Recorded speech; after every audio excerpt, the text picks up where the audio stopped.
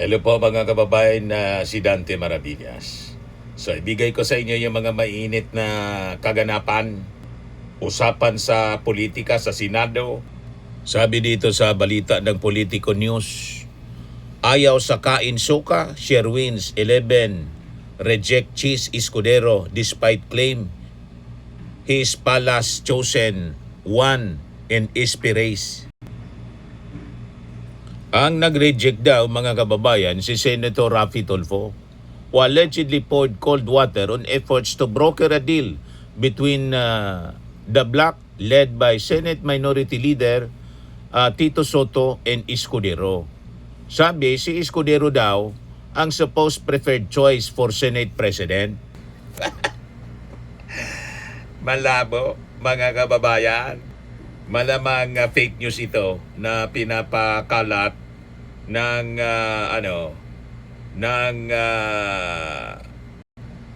kampo ni Cheese Escudero. Kayo maging choice ng Palasyo Malacanang na forthwith kayo, forthwith 6 months na na-archive na. Mga kababayan, nag-result sa pagka-archive ng impeachment laban kay Sara. Malinaw po yung kumpas ng ating Pangulong Bongbong Marcos. Do your job. Hindi siya mangingialam sa trabaho ninyo, but rule of law. Di ba? Malabo. Ngayon, ito pa yung isang balita. In relation yan, nag-deny si Raffy Tulfo, denies minority bloc bullying senators to oust Alan Peter Cayetano. Why would we? Sabi po ni Raffy Tulfo. Diba, mga kababayan?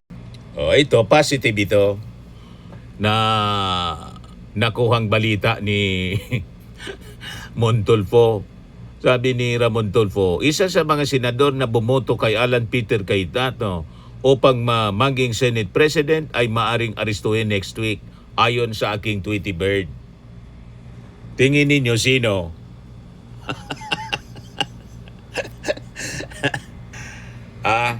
Tingin ninyo mga kababayan sino sa mga senador ang mauuna? Sino? Alam na niya Mr. Maravillas. So anyway, pag-usapan natin itong rislingan balyahan dyan sa Senado, mga kababayan. Sa totoo lang, delikado po ang impeachment pag makabalik si Cheese Escudero. Kaya hindi papayag ang minority na si Cheese Escudero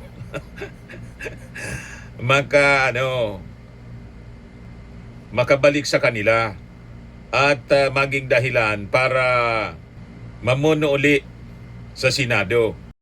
Nandyan mga kababayan yung mataas na pangamba na masabotahe yung impeachment.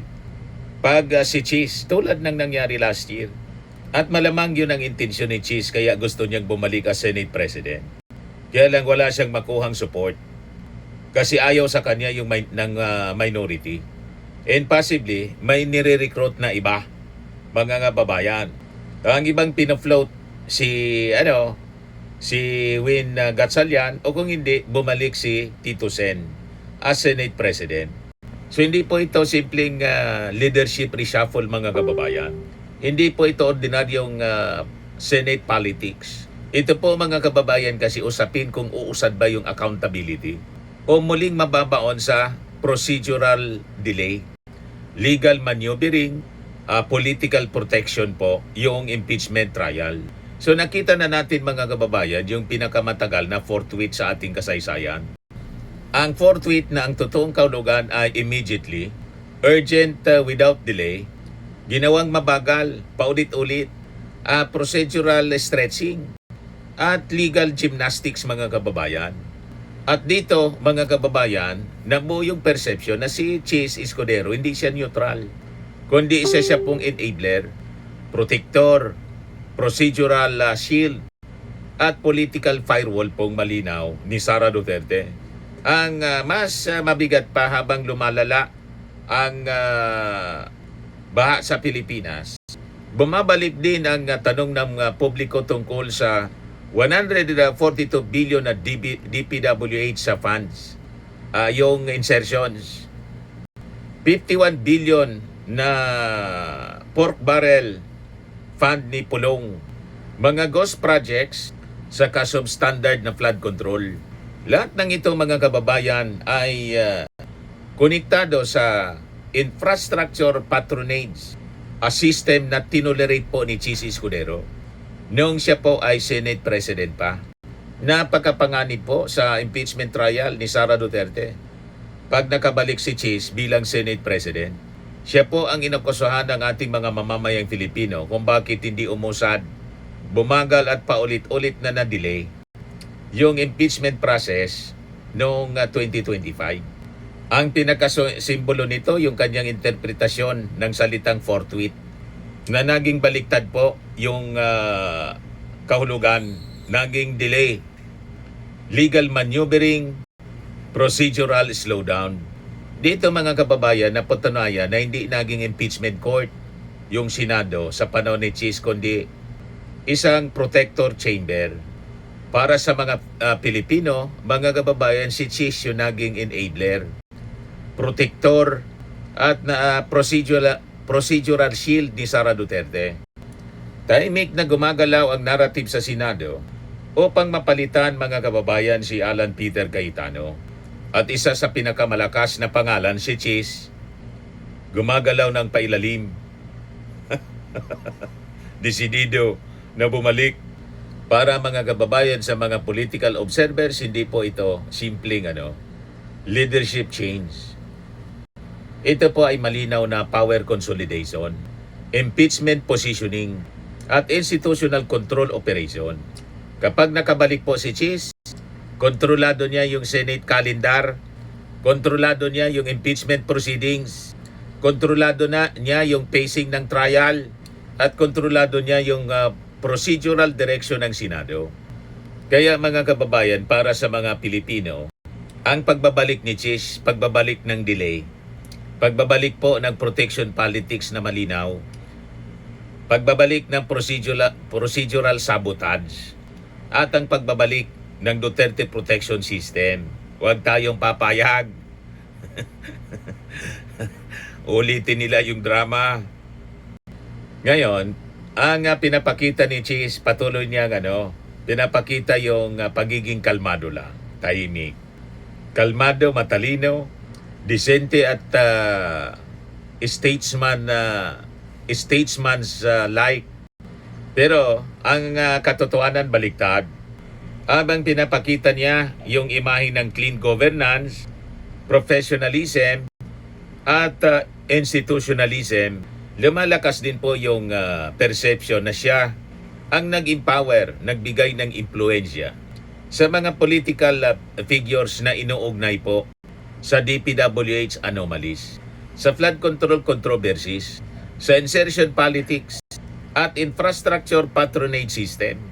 Kaya para po sa maraming mga Filipino, si Chis po ay pinuno ng mga kabaliktaran, kabalintuanan, ironies, kabalintunaan. Hirap bigkasin mga kababayan. Ironies.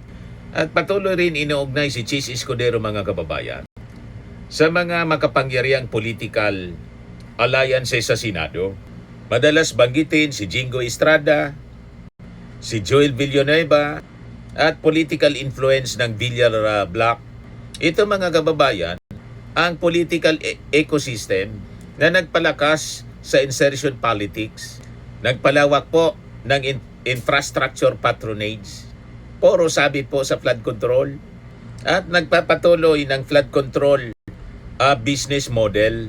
So habang lumulubog sa baha ang mga ordinaryong Pilipino, lumalalim naman po ang political connection ng mga elite, political elite sa bilyon-bilyong pondo sa infrastruktura, flood control allocations, at saka repeat projects.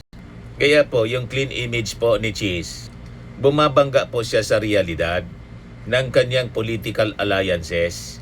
Malinaw yung kanyang pagkasabit mga kababayan based sa testimony ni Yosek Bernardo. 142 0.7 billion insertions.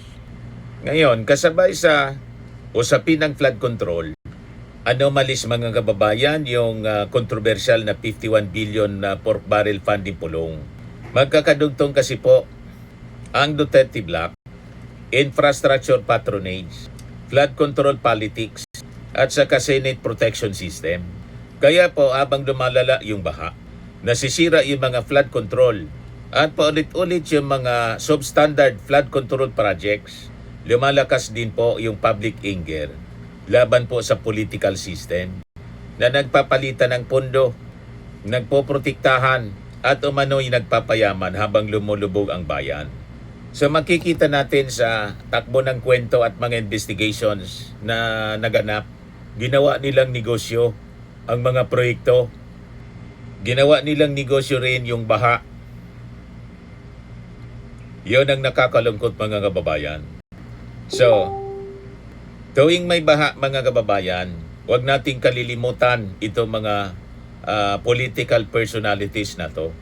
So tuwing babaha mga kababayan sa ating bansa, huwag nating kalimutan kung sino yung Senate President na nakaupo habang nawawala yung bilyon-bilyon na flood control funds. Si Chis yun po. So, ang bawat baha, lubog na kalsada at sira-sirang flood control ay malinaw na resibo, paalala at simbolo mga kababayan ng political protection system na pinakinabangan po ni Chis Escudero. At para mga kababayan sa maraming mga Filipino, ang pagbabalik ni Chis bilang Senate President, hindi po siya pagbabalik ng stability. Ito po ay pagbabalik ng delay sa impeachment, protection politics, procedural shielding, at institutional slowdown. So kapag bumalik si Chis, babalik po yung forthwith delay. Kapag bumalik ang delay, makakaligtas muli si Sara Duterte dahil kay Chis. Babalik ang tuloy-tuloy na kawalan ng maayos na pondo para mga kababayan sa totoong flood control projects. Dahil babalik ng muli ang pamumuno o babalik na muli ang sistema ng pamumuno ni Chis Escudero.